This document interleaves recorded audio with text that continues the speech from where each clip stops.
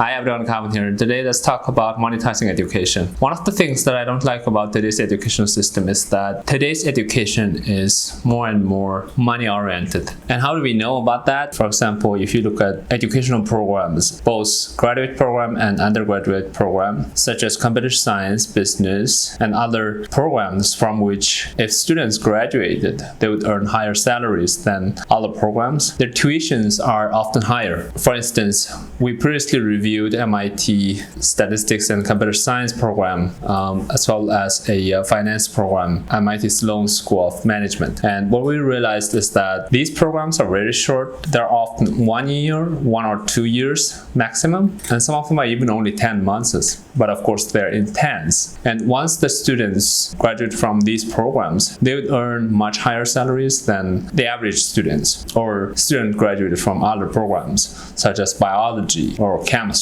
Those students who graduate from biology, chemistry, and physics often have a hard time finding a job in their major. However, those who graduate from computer science major, artificial intelligence, deep learning, they earn a lot more money. There are a lot more demand for these students on the market. As a result, those schools will offer top program of those hot majors. They charge more for those students. For example, MBA is a great example. Previously, we also analyzed how MBA doesn't make sense for most people. If you want to have a look, you can find out from my previous video. The point in that video, I can bring it to here, is that MBA is a money-burning program. As a result of setting high tuitions and fees for the programs that are very popular among the students, among the professionals, the schools would earn a lot of money out of these programs. The employment rate is very high. They would look good on the paper. The school really likes it. They earn a lot of money out of that, of course. And it has another consequences for the society. Because those programs have higher tuitions, it becomes an artificial filter for people with different socioeconomic status.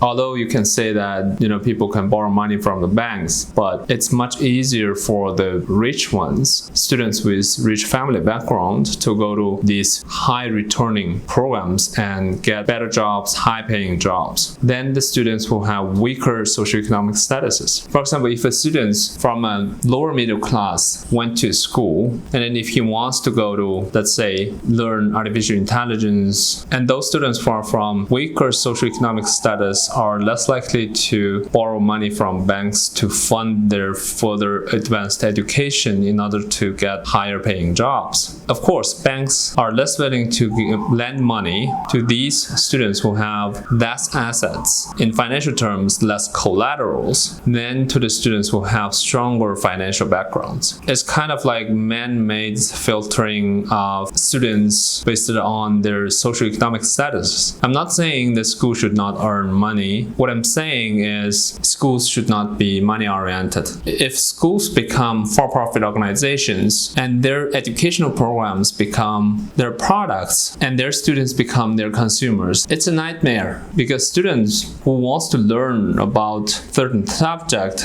they don't have enough knowledge to comment on those products or services until they learn all the necessary knowledge and skills within that field. Of course, you can say, how about the global ranking of the schools and programs? They helps. Of course, they helps. So I don't think it's a really good idea to make schools for-profit organization. Of course, I'm not saying schools should not compete with each other. They should. That way we can make the program better and better. But what I don't like is school become for-profit organization like companies, like your internet service providers, and send their program informations and flyers to your door and advertising on various channels like bus stop, YouTube. Of course, it's beneficial for the society to have more people educated, but it's not beneficial to the society when the whole educational system become for-profit organization. The ones at the top, according to some global ranking, would charge students much more money, and those who have weaker family background and weaker socioeconomic status would less likely go into those kind of schools. I'm not saying it is the case right now, but it is a tendency right now. Let me give you some example. If you want to become a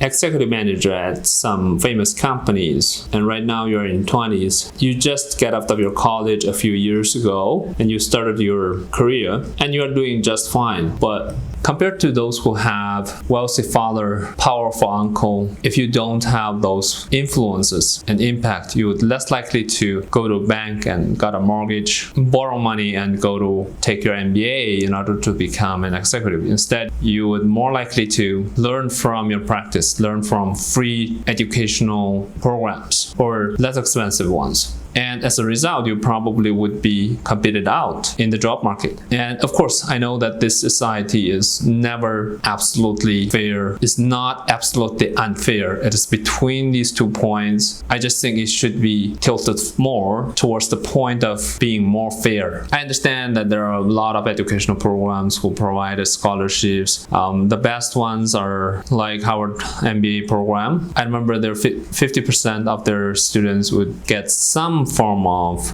financial support. The other 50 don't. And that's the highest, almost highest. If you're Canadian and if you go to Harvard for pursuing MBA, Canadian government would give you $10,000 a year for the 2 years. That's a really good thing. But overall, I think, especially in the past 2 decades, a lot of educational institutions have become more and more tilting towards making monies. And of course, I understand that in order to run the institutions for a long amount of time, they have to have enough money and invest those money into the market, whatever way it is. Let them grow. At least let them keep their purchasing power so that in the future they can give their faculties and staff enough salaries. I understand that. I'm not against it. It's just we are tilting more towards making more money than we need to. So that's why I don't like monetizing education, because it will keep the poor people in the poor band and the rich people in the rich band of the society. And that's a bad thing for the society overall. Not only just unfair, it's really bad thing for a society, and it will prevent us from advancing further. A society needs to have mobility between the socioeconomic bands. If these bands are fixed